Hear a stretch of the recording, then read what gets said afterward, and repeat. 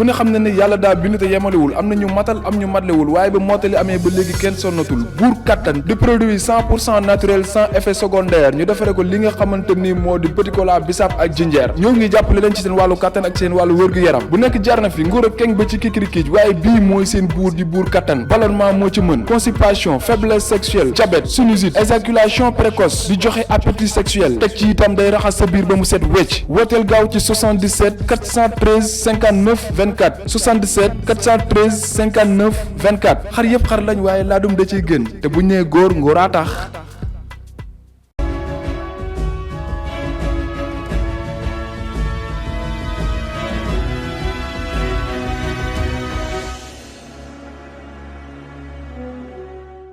nuyu nañ leen di rafetlu ànd bi ngeen di ànd ak Sunugal 24 ñu dellu siwaat ak yéen seen débat yi ñuy faral di amal ay bés bu yàlla sàkk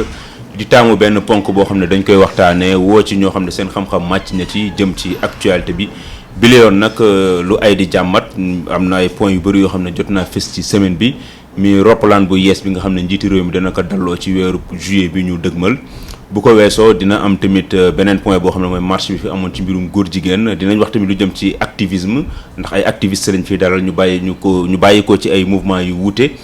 sama ndeyjoor laay tàmbale présentation bi ak Chérif Ngaydo Ba noonu la n'est-ce pas. Chérif Ngaydo tout court. Chérif Ngaydo tout court voilà. Chérif Ngaydo moom bokk ci moom moo jiite sax gilet rouge mouvement gilet rouge sama càmmoñ ñu ci dalal Omar Diouf la Omar Diouf bu Y'en a marre ak tamit ki fi teewal nitu dëgg valeur di Lamine Sonko. alors débat bi dama koy dooree ak sama ndeyjoor Chérif gannaaw bu ma la nuyoo dañ koy dooree ak marche wala balaa ñoo ñëw ci marche bi sax avion bees bi nga xam ne Macky Sall jënd na ko ñu bëri jàpp nañ ne amul woon njëriñ. asalaamaaleykum Moustapha avant tout d'abord maa ngi nuyu sama co-débatteur yi que Omar Diouf bi nga xamante ni moo fi teewal Y'en a marre ak Lamine Sonko bu nitu dëgg valeur. donc di ñaan yàlla aussi ñu bañ fi wax loo xamante ni dinañu ci xeebe aussi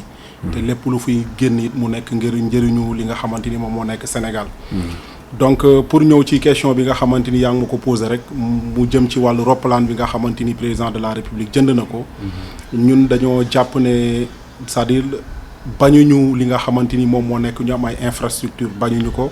bu ñu sañoon tey avion bi nga xamante ni moo nekk États-Unis bu mel noonu la ñu am Sénégal mais lépp lu am rek wala bu nit ñi jógee wax rek dañuy xool contexte bi nga xamante ni est-ce que contexte bi nga xamante ni jënd nañ ko c'est un contexte favorable et ñun dañoo jàpp ne c'est pas une question de priorité parce que tey ci moment bi nga xamante ni boo génnee ci sénégalais yi buñ feebaree buñ bëggee faju mënuñu faju ci moment bi nga xamante ni tey boo demee ci yenn structure de santé yi plateau médical bu baax amu fa au moment où tey bi nga xamante ni au moment où je vous parle am na koo xamante ni mu ngi wut dépense mënu ko am pauvreté bi nekk ci sëy bi nga xamante ni c'est extraordinaire au moment où tey nga dem ci li nga xamante ni moo nekk yenn structure de santé nga gis ne état mu ngi leen yoreel ay xaalis bi nga xamante ni lu jeex buñ la si joxe exemple bi nga xamante ni moo nekk ministère de la santé ak CMI ñu ngi yoreel aux environs de 24 milliards yoo xam ne ñu ngi ko yoreel li nga xamante ni moo nekk hôpitaux yi et nga dem gis ne ñu ngi yoreel poste lu tolloog 34 milliards yoo xamante ni ba tey pour ñu fay seen i contractuels c'est tout un problème je pense que buñ dajalee yooyu noonu yëpp tey ak ci contexte économique bi nga xamante ni moom président de la République génn na dem fan yee passé fi nga xamante ni moo nekk tugal pour lan di plaider ñu mën leen baal li nga xamante ni seeni bor la parce que tey dañoo jàpp ne dañoo nekk ci ay réew yu ndóol nit ki nag bu fekkee da nga nekk ci réew mi nga xam ne dafa ndóol dafa am yoo xam ne boo koy def da ngay tenir compte li nga xamante ni moom moo nekk sa askan te dañoo gis ne président de la République dafa mel ni c'est-à-dire xamul message bi nga xamante ni ndaw ñi ñu ngi ko koy lancé xamul message bi nga xamante ni sénégalais yi ñu ngi ko koy lancé maa ngi koy wax ci samay biir wax léegi bañuñu li nga xamante ni moom moo nekk mu jënd roppalaan parce que lu war a mën a nekk la mais est-ce que c'est le moment favorable ñun ñëpp ñu ngi nekk ci période bi nga xamante ni c'est pas voilà c'est une question de moment c'est une question de période bi nga xamante ni sécurité njiitu réew mi tamit non xam nga tey Covid bi dafa am loo xamante ni daf ñu ko jàngal c'est-à-dire Covid bi jàngal nañu ne on n'a pas besoin de se déplacer pour aller tey nga dem wala suba. d'autant plus que tamit am na yoo xam ne du lépp lañ mën a waaw moo tax ma ne la Covid bi dafa am lu ñu jàngal même bu dee du lépp lañ mën a vidéoconférence mais dañu toll ci moment yi nga xamante ni da ngay am si li nga xamante ni moom nga jàpp président de la république récemment moom moo doon wax ne c'est-à-dire coût oto yi dafa cher du genre nañ wàññiwaat li nga xamante ni moom moo nekk train de vie de l'État ci loolu tey moom mu ñëwaat nar a indiwaat beneen démarche bi nga xamante ni nit ñi mënuñu comprendre tey avion bi ñu ngi koy évaluer au coût de 59-60 milliards mais loolu ñaata PME lañ ci mënoon créer ñaata entreprise ñaata leneen ak leneen yoo xamante ni ci moment bi nga xamante ni ndaw ñi tey boo jëlee 80% aussi ndaw ñi pour ñu amuñu luñ jàpp amuñu liggéey amuñu dara loo xam ne jàpp nañ je pense que priorité yi feneen la woon que nag tey ñun ñu lay dugal ci li nga xamante ni vraiment mënuñu comprendre. Chérif Ngaïdo priorité feneen lañu woon Omar dañuy ñëw ci yow naka ngi say jënd avion bees bi farata la woon wala du farata. D'abord permettez-moi ma nuyu ñi mu fi fekk ñëpp. may nuyu aussi Lamine di nuyu aussi Chérif bu nitu dëgg ak gilet rouge nga xam ne dañuy dajee ci ay combats yu bëri. may présenté waat Oumar Diouf laa tudd bokk mouvement Y'en a marre en fait avion bi man c'est un effet de surprise bu ma ci xaw a am bi ma njëkkee dégg une certaine presse relayé ko parce que comme fi grand bi jeexalee sànq je pense que contexte bi le contexte n'y est pas ndaxte matul semaine wala ay 2 semaines ci ginnaaw am na problématique yoo xam ne dañ ko posé woon teg ko sur la table mu nekkoon problématique l'emploi de la jeunesse démb bi may lire journal gis naa ne le président à travers l'Union européenne am na benn prêt mu nga xam ne am na ko bu toll ci 80 milliards et quelques au même moment jël na benn enveloppe benn chèque mu fay waa Airbus France pour jël benn avion boo xam ne quoi qu'on puisse dire mi ngi doon déplacé wu quand même sans pour autant mu am avion boobu parce que Sangomar bi c'est vrai que xaw na yàgg et tout mais boo demee des pays comme le Canada tey buñ la waxee ñaata at lañ téye seen avion boobu sans pour autant ñu changer ko da ngay jaaxle par rapport ak Sénégal bi nga xam ne c'est un pays pauvre ça fait partie des 25 pays les plus pauvres en Afrique subsaharienne mais il se permet quand même mu génne ay dépenses yoo xam ne c'est des dépenses faramineuses man avis bi ma si am mooy mënul ñàkk bañ a am déplacement mais mu am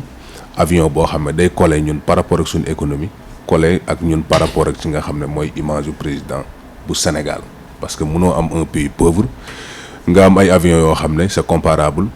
à celui du président de la France wala celui du président du Canada nga bëgg ko changer chaque 10 ans ou 15 ans donc moom moo ñu doon vanter un peu rationalisation des dépenses je ne vois pas pourquoi mu war a dépenser autant d'argent sur un avion quoi surtout à ce contexte mais da nga jàpp ni kon avion bi amul njëriñ ñu waru ko ak contexte bi ak yëpp mais est-ce que sécurité njiitu réew mi tamit jaru ko parce que avion boo xam ne tamit def na jëndee nag bi mu ko jëndee léegi amoon na 10 ans bi mu koy jënd. mu yoraat ko 10 ans mi 20 ans te bi ñu dégg ay experts yoo xam dañoo jëm ci wàllu aéronautique li ñu xamal mooy avion daanaka durée de vie am 30 ans la. donc boo defee 20 ans daanaka bu balaa ngaa duggaat ci 10 ans yu mujj yi rek pour nga jaay ko sax problème lay doon kon est-ce que boo xoolee ba ci biir boo déggee ñoom seen wax du lu yanu maanaa bu jëndee avion waxtu wi. bon question sécurité lañ ñuy jaay. mais ñun aussi am nañ droit ñu teg sur la table le contexte économique teg sur la table le prix aussi et puis pourquoi à chaque fois bu ñuy jënd ñoom il achète ces Airbus c'est la France quoi pourquoi mënul am beneen avion bu gën a cher bu gën a yomb côté prix et que mu am ay sécurité yoo xam ne ni mu am benn garantie sécuritaire. ok Lamine ci question bi. waaw maa ngi nuyu sama co-débatteur yi. waaw en fait Moustapha su ñuy ñëw si question avion bi tamit man daf ñuy jaaxal parce que daa nekk loo xamante ne ñun dafa mel ni lu ñu doon nëbb su nekkee da ngay def lu baax loo koy nëbb avion bi ñu ne ñoom yàgg nañ ko fay par étape parce que ñun ñëpp ñu nekk dans le commerce xam nañ ne. sooy jënd dara dañ lay jox da ngay ñëw ñu defal la facture proforma yónnee la nga xool ndax da ngay jël wala doo jël. loolu tamit lu ñuy nëbb man lu may jaaxal la parce que avion bi moom yaakaar naa Pape Alé Niang laa déggoon ñu si wax rek ñu dégg le lendemain ñu commencé ñoom di si wax kon ñoom fas yéenoon si wax te dégg naa si loi de rectificatif bi amoon dugaloon nañ ko si te gars yi yëguñu ko ñun man je me demande ñun ban genre pays lañ yor président il se permet de prendre des dépenses yoo xamante ne ñun du ñu xam fan la ko jëlee déjà ak fu mu jaar ndax jaaral nañ ko assemblée nationale wala jaar lañ ko parce que ñun tamit je me pose des questions des fois suñu am assemblée nationale est-ce que ñu ngi def seen liggéey léegi autre chose ñun en 2011 dañ jënd avion dépensé si 21 milliards soo xoolee prix avion bu ñu jënd nii ak avion boobu presque sorantewul te boobu avion occasion la donc est-ce que c'était pas opportun ñu jëndoon avion bu bees benn yoon man je me vois que sincèrement benn instant ñun dañoo yàpp quoi ñun askan bi parce que c'est nous les contribuables qui payons mais ñoom dañuy dépenser duñu rationaliser seen dépense ñoom lu leen neex ak lu leen arrangé ak lu leen neex rek la ñuy xool ci moment bu leen arrangé ñu def ko mais le contexte bi ñoom sama gars yi wax instant yi c'est pas propice yaa ngi toog hôpitaux yi tey 5 milliards avec 5 milliards tu peux avoir un hôpital de niveau 3 tey waa beneen ñu ngi koy def donc suñu xëyee ñu ne xaalis amul ñoom il se permet tamit di dépenser ay milliards donc xaalis am na mais ni ñu koy rationaliser ak fu ñu koy dugal moo dul priorité donc il faut ñu jéem a xam ordre de priorité yi fu jamono ji fu mu toll Covid baa ngi jaar def ay ravages am avec tous ces morts tey lu ñu war a prioriser tey Sénégal Covid dafa wane ni suñu hôpital yi amul dara nos hôpitaux sont en lambeaux dara doxul donc pourquoi pas du ñu jéem a optimiser ñun suñuy dépenses jéem a xool suñu xaalis fan lañ ko war a dugal te sincèrement suñu assemblée nationale war naa jot na tamit ñu taxaw man awma yaakaar si ñoom gaa parce que sincèrement ñi fi nekk député buy taxaw ne man député président la kon kooku faalewul sax askanam bi ko voté donc il faut ñu recentrer le débat président xam ne réew mi ñoo ko bokk te man je me demande à 3 ans di yow sa fin mandat am na yenn dépenses yi élégance démocratique war la permettre ngay def yenn dépenses yi à 3 ans de cela am nga avion boo xam ne mu ngi fi Air Sangomar quoi qu'on dise tey lu mu mën Sangomar mais est-ce que sécurité njiitu réew mi xam nga sécurité xam nga tey avion bi je pense que tey wax dëgg yàlla nañu waxante dëgg avion am nay avion yoo xam ne ils tiennent jusqu'à 30 ans avion bi 20 ans rek la am à 19 ans et demi 20 ans dañ koy révisionner ñu defaraat lépp xoolaat ko yaakaar naa bu ñu fi jógee woon révision mais ñoom wax nañ ko seen communiqué bi nee nañ loolu dafay jar xaalis su bëri te jëndaat avion daanaka mooy gën a mooy ëpp njëriñ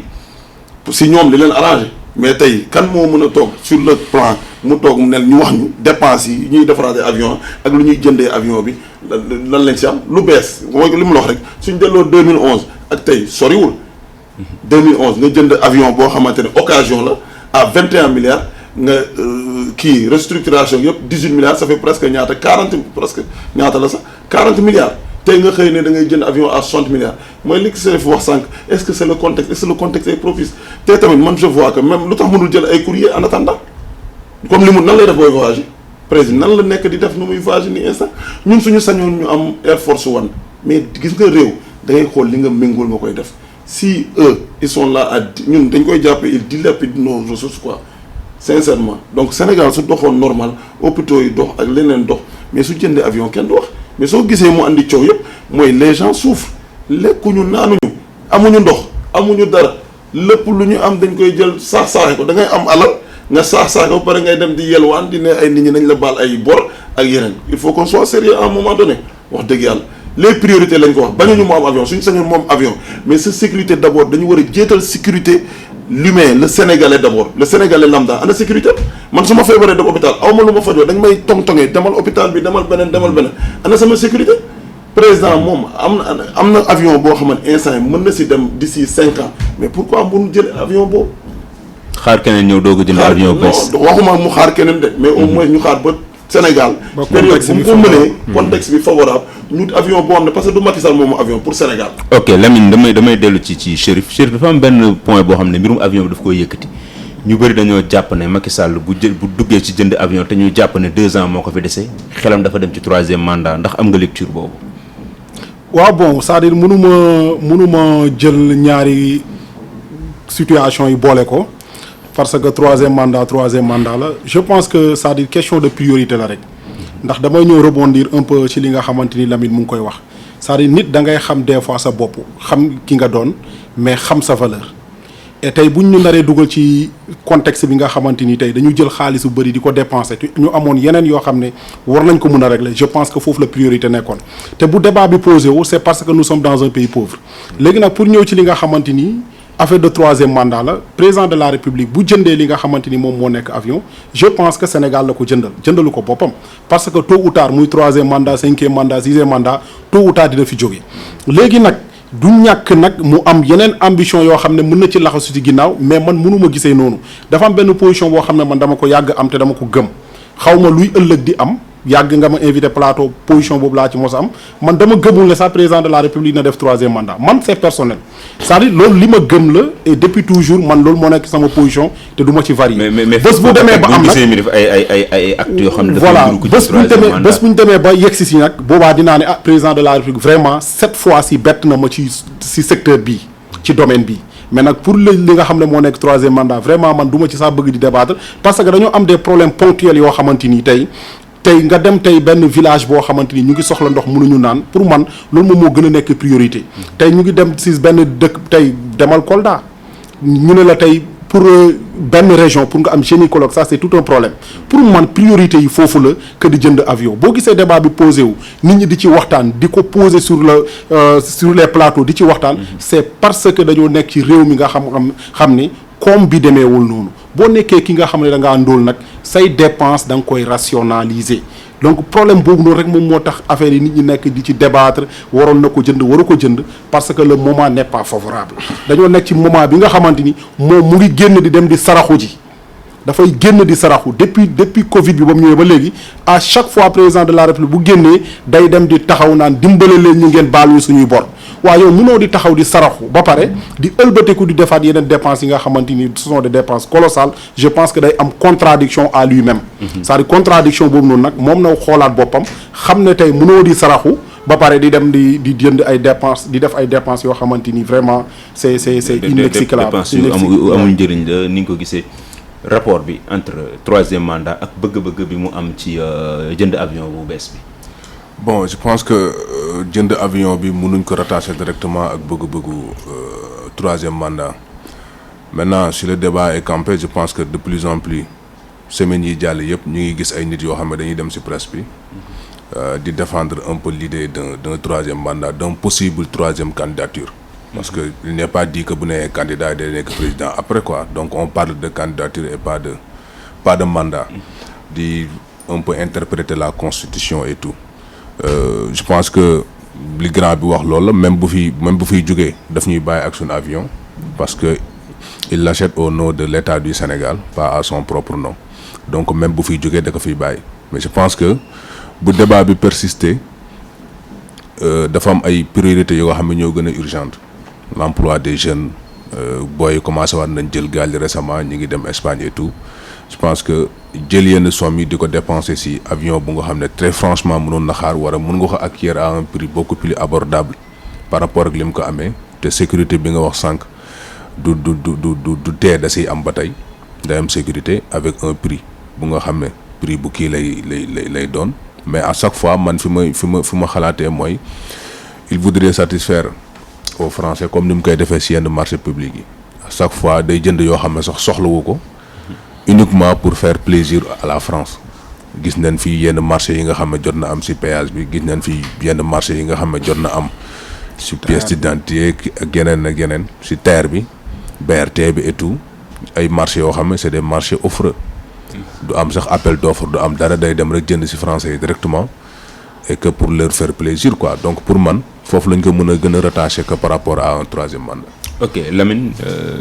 est-ce que mën nañ def link bi entre ku bëgg a def troisième mandat wala koo xamante ne dafay jënd avion noonu rek. waaw Moustapha xam nga problème bi mooy xam nga moom mënuñu rattacher directement mooy jëndum avion bi ak troisième candidature parce que man je ne pense pas même pas que su defee troisième candidature sax dina jàll vu les événements s'il y a une bonne lecture de ce qui s'est passé je pense xam nga ay événements lañ jóge tey nit ñàkk ci seen bakkan te ñu ngi masawu seen famille ñoom ñëpp donc pour man tey président doxalinam mooy lan mu jéem a xool nan lay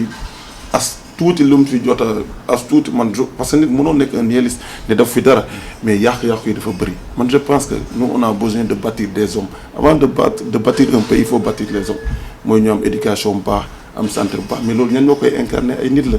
donc man je me vois que sincèrement xalaatu man nag wax dëgg yàlla ni day jënd avion pour troisième mandat loolu yaakaaruma ko donc li ma bëgg wax mais imaginez ñu ñëwaat ci avion bi 59 milliards tey soo jëlee PME ngay au prix de 50 millions par PME nga relancer économie yow nga ne da nga bëgg a comprendre nga jeunes yi déglu naa leen amoo leen liggéey da ngeen a xiif mais tey soo jëlee 59 milliards nga jël 50 millions PME bu nekk mais tu as 1100 et quelques PME yoo xamante ne mën nga leen financer su PME bu nekk jëlee sax 5 personnes mais ñaata la si ñun ñoo si mën a liggéey ñun foofu la ñuy xaar président. xaaruñu ko ay jënd ay avion ay jënd ay oto bu 1 milliard pour lan ñun Sénégal soxlawuñu yooyu xanaa amul avion yu gën a moins cher nañu waxante dëgg parce que tey avion bu Angela Merkel maa ngi dëgg bu Macky Sall moo gën a cher Allemagne ñaata avion Allemagne sax dañuy produire ay avion ñun produire ñu dara du puso du dara même transfert de technologie booluñ ko suñuy contrat xoolal TER bi li xew donc ñun de je pense que président il doit arrêter mu jéem a xalaat population parce que on ne mérite pas ça lépp lañ def pour defal ko Sénégal moom lépp lañ ko defal moom moo ñu desal jox nañ ko poste yëpp mu jaar fépp ñu yaakaar dina jéem a comprendre situation président situation population parce que moom dafa def toutes les couches sociales jóge si ndóol dem ba nekk président donc war na xam lu ñuy dund war na xam réellement ñun sénégalais lu ñu dund mais su ñëwee ba jiitu loolu yëpp mu jël sànni ko fële moom muy xool li ko neex ak kalaam ñun dañuy tiit xoola événement yi bu mu amee ay nitam yëpp fu ñu jóg di wax njombe la ñuy wax di ñu wax loo xamante ni wax dëgg yàlla intérêt national donc man suñ mënee ëllëg bëgg na 3e candidature du ma bett parce que am na ñoo xam ne dañuy forcer xoolal li xew ak Alassane Ouattara mais dafa forcer xoolal Alpha Condé jaraan na leen rey seen peuple pour lan imposer ñoom seen bëgg-bëgg wala imposer bëgg seen maître yi la France et l'impérialisme ñun nag li ñu gis mooy ñun nañ jéem a préparer taxaw ñu bañ ñoo bett parce que ku toog fii nelaw yaakaar ni non est-ce que moom de dans sa démarche il est dans sa logique ñun tamit. yow gëm nga ni dina def 3e mandat. ah man écarté wu ma ko Macky Sall daram du mënumaa bett man wax dëgg yàlla parce que koo xamante ne kilifa diine suñu waxee doo leen déglu population su waxee doo leen déglu te il est mal entouré d'après les sources que j'ai mais nag man su nekkee yow yaa ngi toog benn logique nga dem ba mbëkku ak événement yi fi am plus de 15 morts si benn mois alors que si manifestation yi amoon temps Ablaye Wade c'est pendant des mois si lañ doon am on a 11 entre 11 xaw du ay mois ay jours léegi si ay quelques jours nga am si 15 morts yu amoo si benn lecture nga yaakaar ni nit ñi moom ay je ne sais pas ay terroristes la ñu wala leneen et puis loolu il faut ñu arrêter ko loolu débat boobu c'est un débat boo xamante ne suñu état war nañu protéger fii affaire de kenn newul terrorisme amul mais fii ay nit la yu jóg manifester seen mécontentement par rapport ak benn président boo xamante ne faalewul population ay nitam ils sont arrogants toppatoowuñu faalewuñu donc soo feebaree doo faju soo xiifee doo lekk soo bëggee liggéey doo am liggéey population buy dem bay jël ay gaal di dem Europe mais ñun lan lañu amul tey on a tout et on est pauvre nos ressources ont énormément de richesse ñu bàyyi ko fi di dem France boo xam ne amul dara ñu leen di yelwaan alors que ñoom lépp lu ñu am fii lañ ko jëlee si ñun. ok Lamine merci dinañ ñëwaat point boobu kenn mënu ko épuiser. tellement que gis nañ ni mën nañ ci wax lu bëri. Chérif damay dellu soit ci yow ci marche bi ñu doon amal pas marche sax benn rassemblement lañ doon amal place de la nation pour wax ñu criminaliser wàllum góor jigéen homosexualité. alors ñu bëri jàpp ne mbir la boo xamante ne ñi ko jiite woon dañoo jëlee devant waaye loolu am nañ ni seen xel tee na daal. nguur gi fi nekk ñu criminaliser ko naka nga gisee d'abord marche bi ak criminalisation bi ñu di soxla ci mbirum góor jigéen bi. waaw pour ñëw ci marche bi vraiment dafa nekk benn marche bi nga xamante ni dafa am réussite que ne sénégalais yëpp comprendre nañ message bi et sénégalais yëpp dans l'unanimité ñëpp d'accord kenn d'accordul ci li nga xamante ni moom moo nekk homosexualité et dafa war a tax aussi suñu autorité xam ne c'est-à-dire la volonté populaire aussi waruñ ko négliger donc nit am na fi ngay toll sa askan bi nga xamante ni moom moo la délégué pouvoir yi li nga xamante ni moom la bëgg da nga ko war a fekk si ci loolu donc di remercier bépp sénégalais bi nga xamante ni déplacé woon na muy nekk dans les régions mais aussi à la place de la nation mu amoon benn message bi nga xamante ni moom lañ bëggoon lancer ki nga xamante ni moo nekk suñu président de la république parce que ñun ñëpp gis nañ li nga xamante ni moom moo fi am tey président de la république Obama ñëw na fi bëgg koo dugal ci débat wu homosexualité bañ jógee foofu noonu aussi y a le premier ministre canadien bi nga xamante ni ñëwoon na fi donc tey dama jàpp ne ñooñu yabeel la sax c'est-à-dire yow mënoo am say réalités socio-culturelles ba pare beneen étranger jóge fee ñëw nar la imposer et yaakaaruma ne tey benn président africain que ça soit sénégalais wala feneen ak feneen am na droit tey wàcc France ne leen ok affaire de polygamie def leen ko ci seen constitution wala par ci wala par là ñoom ñu ngi noonu di dund seen monogamie ñu ngi dund lépp loo xam ne moom lañ bëgg pourquoi ñoom ñu bëgguñu imposer li nga xamante ni moo nekk homosexualité donc tey cette fois-ci bi ñu ne dañ ko bëgg a criminaliser je pense que dañoo téye fi nga xamante ni foofu la ñu war a téye et on a les députés à l'œil parce que dama jàpp ne quand on parle de loi dañ ko yóbbu assemblée nationale te une fois que ñu dem assemblée nationale députés yi ñoom ñoo koy voté donc tey ñu ngi leen di interpeller ñoom ñëpp bés bu nga xamante ni projet de loi bi egg na assemblée bépp député boo xamante ni muy kenn rek laa wax de bu ko voté wul dañu jàpp ne kon moom de nanguwul ànd ak li nga xamante ni c'est la volonté populaire. donc ci loolu dama jàpp ne dañ ci war a def benn lecture affaire de homosexualité bu ñu koy xeex dama jàpp ne ànd sàmm jikko yi bu ñu jógee di ko xeexal man lañ koy xeexal yow lañ koy xeexal sénégalais lañ koy xeexal tey yow mën nga si mucc mais tey qu'est-ce qui te dit que ne sa njaboot bi nga xamante ni war na ñëw d'ici 5 ans 6 ans influence yi nga xamante ni am na fi à travers les programmes influence yi nga xam ne am na fi à travers les personnes influentes influence yi nga xamante ni dina am à travers les séries wala yeneen ak yeneen yoo xam ne dañuy indi tey benn icône ci film bi def ko mu jouer ci benn rôle bu am importance pour lan yow say doom mën di ko rey je pense que danger bi ñun ñëpp lay guetter et comme c'est un danger bi nga xamante ni mu ngi commencer di jël ampleur yoon la nag ñu teel ko freiner mooy ñu criminaliser ko fii si nga xamante ni moo nekk suñu réew képp koo xamante ni gis nañ la ngay def ay actes contre nature ñu criminaliser ko ñu defal la ay peines yi nga xamante ni voilà man je pense que foofu la débat bi nekk mooy naka la ñuy def ba criminaliser ko parce que président de la République ci ay propos à chaque fois da ngay gis ay nuances c'est-à-dire ay pareeguñu ce qui veut dire quand quelqu'un te dit que ne pareeguñu mun nañ supposer que ne d'ici 3 ans 4 ans dina pare. mais après demaat na ba ne fii du tànk mi ngi fii. homosexualité waaw tànk non c'est-à-dire xam nga nee na tànk mu ngi fii c'est-à-dire président de la République lu muy wax bu toogee ak li nga xamante ni moo nekk les puissances étrangères ak bu toogee askan bi day xaw a am différence c'est-à-dire ba mu fi génne ñun ñëpp gis nañ ko ci benn télé française bi nga xamante ni nee na Sénégal de voilà góor jigéen ñi duñ leen fa inquiéter gouvernement bi xamul population bi mais gouvernement bi moom du leen inquiéter moom moo ko fi wax donc ce qui veut dire que ne peut-être am na loo xamante ni mu ngi koy ragal peut-être ñemewul jël yenn position je pense que c'était le moment nag moom mu comprendre que ne ok lii nga xamante ni moom moo am sénégalais dañ koy jàppale peut-être moom bëggu ko dañ ko koy imposer peut-être moom ok y a des lobbies yi nga xamante ni ñoom ñoo nekk ci kaw di imposer seeni loi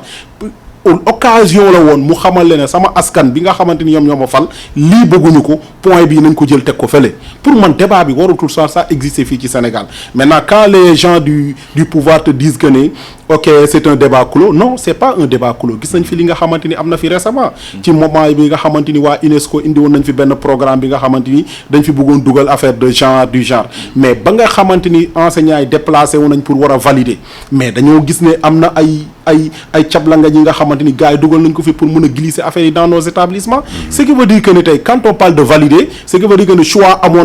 na ay commission yoo xam ne liggéey nañ ci ba teg léegi li desoon mooy IEF yi ak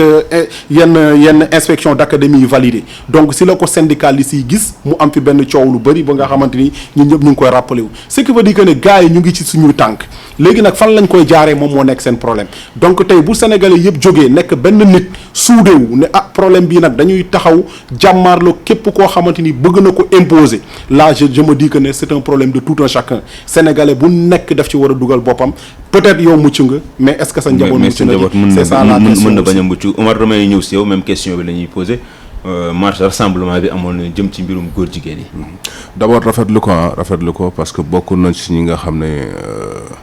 biñ ko initié joxe nañ ci suñ kàddu et que teew nañ fa en tant que sénégalais d'abord en tant que frère yu am ay yeneen frères yu nga xam ne peut-être ñoom tamit mun nañ nekk proie un peu par rapport à ces actes là quoi mais man dama bokk si ñuy jàpp ne ce ne sont pas les lois qui font les hommes quoi mais c'est l'inverse ce sont les hommes qui font les lois je pense que dëkk bu ñuy tëgg loi yi muy ay charte yu nga xam ne day tënk un peu dundindu doomu aadama yi si dëkk boobu dañ ko war a def par rapport ak bëgg-bëgg nit ñi ak seen gëm-gëm tey suñu ay loi ak charte yi dafa nuroog lool bëgg-bëgg tubaab yi ak ñu mel ni ñoom suñu ay loi suñu ay charte nuruwuñu ñun sénégalais te loolu moo tax boo xoolee boobu ba léegi góor jigéen yi bëgg am porox ndoll ndax débat bi ñu posé nii il y a 10 ans personne n'osait le poser dans un plateau il y a 10 ans 15 ans kenn daawu leen waxtaanee gars yi dañ naan borom ñaari tur yi dañ leen di paraphraser après jàll mais boo xoolee de plus en plus débat bi ñu ngi koy poser et pour man bu ñu koy poser rek c'est parce que am na benn ampleur bu mu commencé jël dëkk bi ñu ngi commencé am doole bu fekkente ne amuñ ko ba pare ndax je pense que ñoom bu ñu amee droit wax ne am nañ droit ñoom nekk góor jigéen nit ñi aussi am nañ droit ne ils sont contre mais tey ko wax ne tu es contre ñu aayale ay territoire seen ay dëkk comme ñu ko defee ñenn ñi nga xam ne ñoo nekkoon initiateur rassemblement bi comme ñoom Mbuub ak ñeneen ñu nga xam ne tey dañ leen aaye ay territoire Union européenne justement parce que dañoo espace Schengen parce que justement dañoo contre góor jigéen donc pour ñoom kenn waru leen contre nit ñi dañ leen war a accepter comme ils sont mais je pense que yow boo d'accord ne da nga war a mel comme ni nga war a mel mais tu au moins war nga jox nit ñi aussi benn porox ndoll buñ wax ne ñoom d'accorduñ ci ni nga mel au-delà de la religion je pense que ay benn aspect la boo xam ne même suñu coutume ak suñu tradition d'accorduñ ci te duñ ci mën a d'accord. nanguluñu ko. nanguluñ leen ko duñ leen ko mës a nangul. may terminer rek si. boo xoolee si suñu constitution boo gisee nit ñi di xeex pour ñu criminaliser ko c'est parce que daanaka daf fi dagan bu fekkente ne si charte yi ngay xool ak loi yi daanaka daf fi dagan kenn aaye ko fi amul fenn si constitution wala code pénal foo xam ne dañoo bind ne homosexualité est punie au Sénégal acte contre nature lañ ko tuddee. bu nga xamee c'est de 1 à 5 ans. mun nga am amende de 100 000 à 2 millions quelque chose comme ça mais tudduñ ko aaye ko. mais acte contre nature explicitement loolu explicitement wax na ko. non mais bu fekkente ne da ngay aaye da ngay laal baaraam duut ko ne nangam nga aaye parce que acte contre nature góor jigéen si la bokk waaye du moom kese mun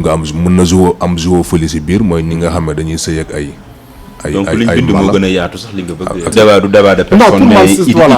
la gis-gis quoi gis-gis et dama ko joxe exemple léegi quand on parle de référence ici en Afrique les gens vont te parler de Thomas Sankara mais Thomas Sankara nekk doon bañkat moo tax ñu assassiné ko donc dafa jóg xeex contre l'impérialisme donc ay nit ñooñu noonu tey ñoo fi nekkaat di ko xeex ay ñoom Cheikh Anta Diop mais c'était des activistes peut-être appellation ñooy changé. mais ñooñu tamit am nañu bëri limite dañoo amoon seen parti nag ay. voilà loolu laa la bëgg a xamal c'est-à-dire xam nga parce que boo nee activiste mooy comme yéen ñi nga xam ne da ngeen naan bokku leen ci non c'est-à-dire dafa am activiste politique mu am des activités sociales c'est-à-dire il faut que loolu laa la bëgg a expliquer te benn mënul dem bàyyi beneen bi c'est-à-dire il faut que ñun ñu mën a ànd déjà tey su ma gisee un politicien bi nga xamante ni moom li ma gëm loolu la gëm li may incarner idéologie bi nga xam ne moom lay incarner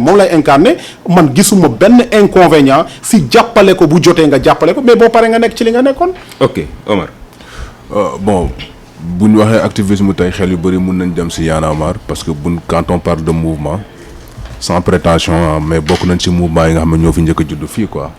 def nañ pratiquement 10 ans janvier bi jàll et je pense que muy ñun muy ñu mujjee juddu ak ñuy judduwaat fii di ñëw yëpp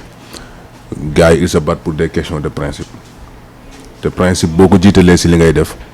léeg-léeg mu nuru ne da ngaa féete. yéen jege ngeen Ousmane Sonko tamit. non xam nga gars yi. parce que bi muy dem bi ñëw na barki dem rek gis nañ kilifa ci wet gi. waaw gis nañ fa ñeneen ak ñeneen aussi ñoo xam ne c'est des politiques mais comme li grand bi wax sànq. day toll foo xam ne activisme ak mouvement citoyen li ñuy xeex opposition lay gën a arranger que pouvoir. boo waawaa nag buñ la bëggee isolé dañ lay traité que tu fais partie de Pastef xam ay éléments kii ngeen encagoulé vous travaillez pour Ousmane Sonko ou tel leader quoi parce que man bu may jël exemple jiñ nañ ñu ko ñun ci Khalifa Sall jiñ nañ ñu ko ci Moustapha Niasse dans le passé jiñ nañ ñu ko ci Macky Sall et que nit yi ñoom ñooy changer seen position ou pas par rapport ak yow mouvement citoyen bi tolluwaay bi nga am par rapport ak sa dëkk ak nit bi nga xam ne peut-être mooy incarner idéologiquement parlant li nga xam ne moom nga gëm parce que question d'idéologie la tey mouvement Y'en a marre muy gilet rouge muy nitu dëgg muy frappe muy ñeneen ak ñeneen suñu gisee ne idéologiquement parlant ils sont plus proches de Sonko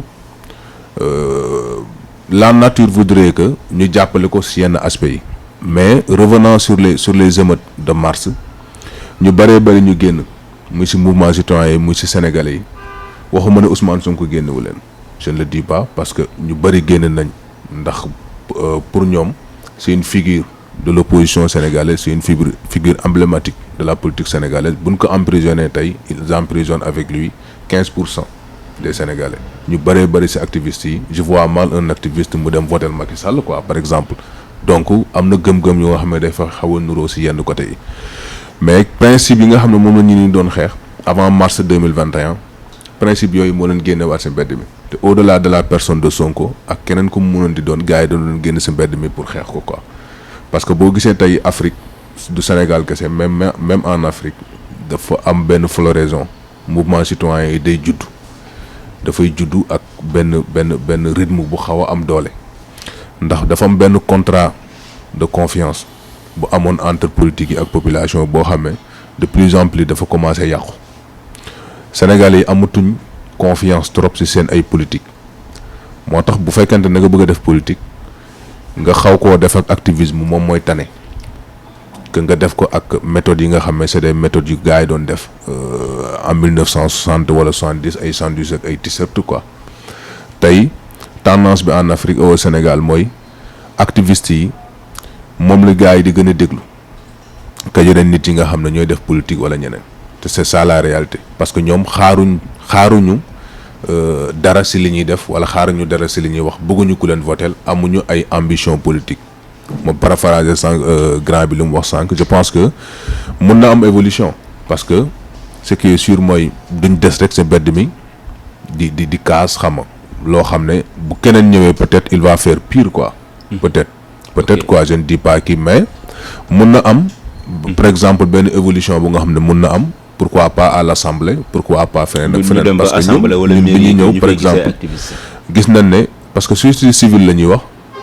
de plus en plus on parle plus de la société civile mais on parle des activistes on parle de mouvement citoyen parce que am na benn évolution bu mu am ñun bi ñu ñëwee Y'en a marre en 2011 forum civil lañ fekkoon ak yeneen mouvement yi nga xam ne c'était un peu classique quoi c'est-à-dire ñoom seen xeex ci bind la woon ak signer pétition amuloon wàcc ci terrain bi et tout mais boo gisee mu am wàcc ci terrain bi yëpp mouvement citoyen yi ñoo ko fi indi quoi. ok Lamine ñuy ñëw ci point boobu. waaw Moustapha donc xam nga activisme moom nous sommes dans l'action xam nga problème bi mooy ñun comme ni ko Chérif Ngaye di waxee sànq ñun on est constant c'est que problème bi mooy politique yi ñoo versatile. ñoom da ngay ñëw xoolal Y'en a marre démb da ngay yaakaar ni Macky Sall la ñu àndal ak opposition d'antan mais tey suñ ñëwee ba gisu yow daal soo dëppoo la gars yi man daal dama yaakaar ñoom day mel ni ñu ñuy wëlbati seen xel suñu jëlee nguuru. non yéen moom ay waa Sonko li ñu leen koy accusé yéen tamit bëri na bu ñu koy accusé Sonko parce que Karim Xrum Xax moom. waaw Karim Xrum Xax Sonko la waaw moom position personnelle am la wax. parce que loolu on a débattu dans le dossier mais gis nga ragal a féete moom day xañe wërsëg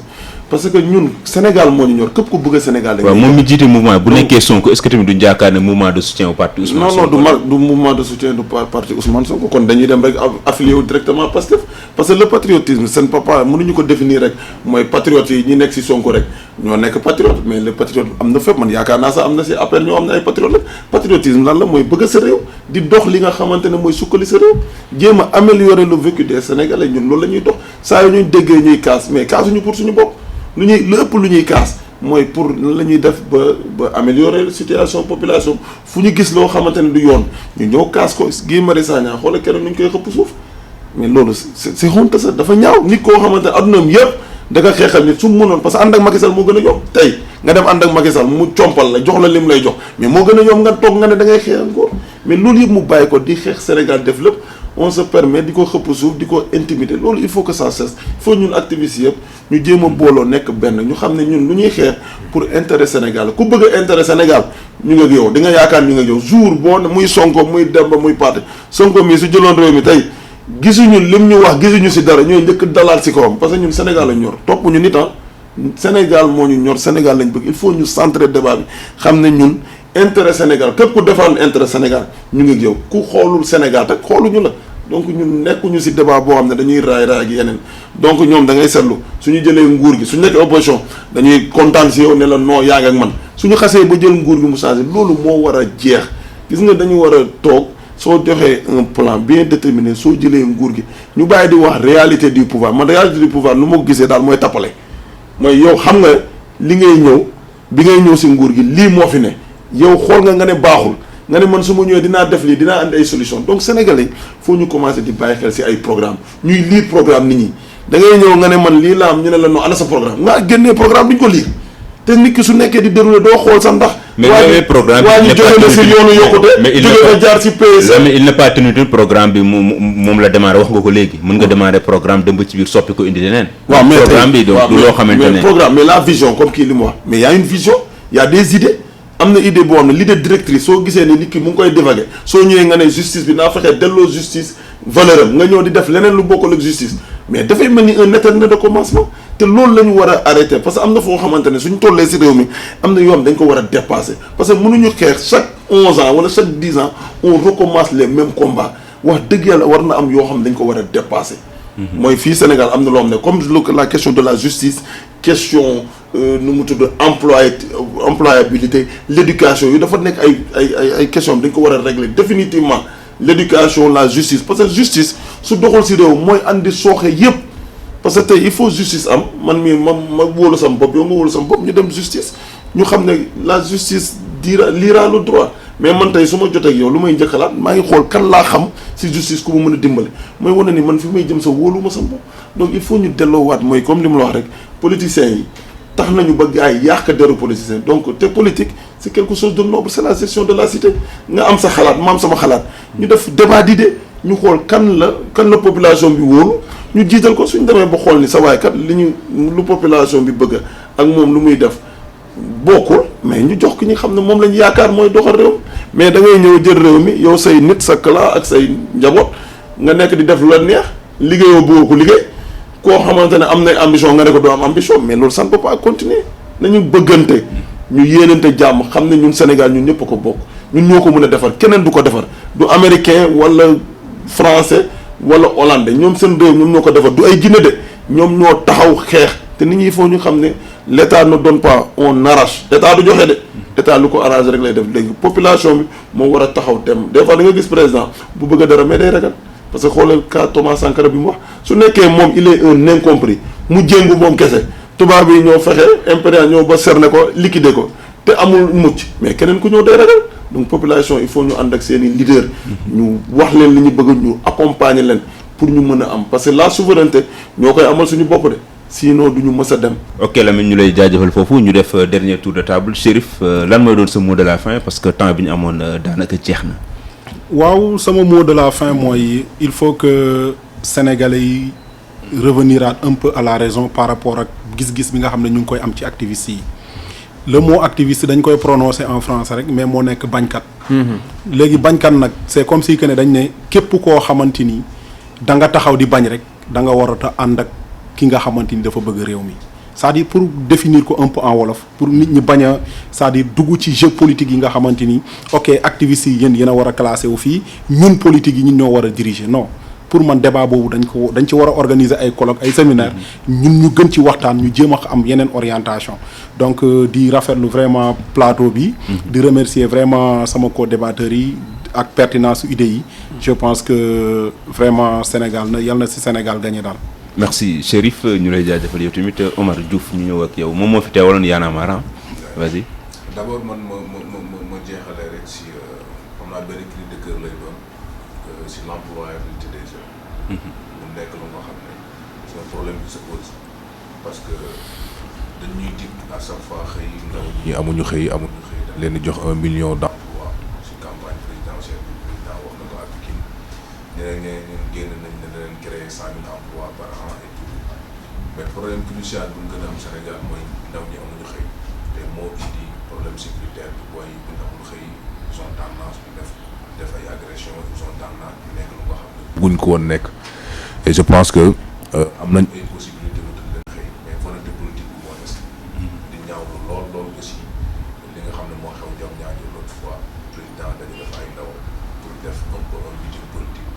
tuddee ko ne def ko defoon forum pour emploi des jeunes. donc maa ngi jeexale foofu di la remercier bu baax si invitation bi di remercier aussi ñi nga xam ne ñoo ñëwoon si jeexi co-débatteur. ok Lamine Sonko. Moustapha ñu ngi remercier waa Sunugal 24 di remercier sama co-débatteur en l'occurrence Chérif Ngaye Ndo ak waa Y'en a marre man daal li may appel bi may woote rek chaque fois mooy ñun activistes yi ak ñi nga xamante ne Sénégal ñor na leen nañ jéem a boole suñuy doole ñu jéem a bokk ci instance décisionnelle yi parce que tout ce qui se fait sans toi est fait contre toi. donc dans la vie il faut ñun ñu xam ne fu ñu jëm nii Sénégal ñun ñëpp a ko bokk affaire suuf si ñu ñaan président mu jëm ko régler parce que suuf si bëri na ay problème foo dem mu ngi am ay problème donc nañ jéem a régler loolu parce que loolu mën naa andi jéye ëllëg suñu réew te ñaanuñu ko yàlla donc man maa ngi remercier ñëpp di ñaan yàlla na yàlla mottali lépp yàlla def jàmm si réew mi parce que jàmm moom si la lépp xaj mais day lalu si dëgg.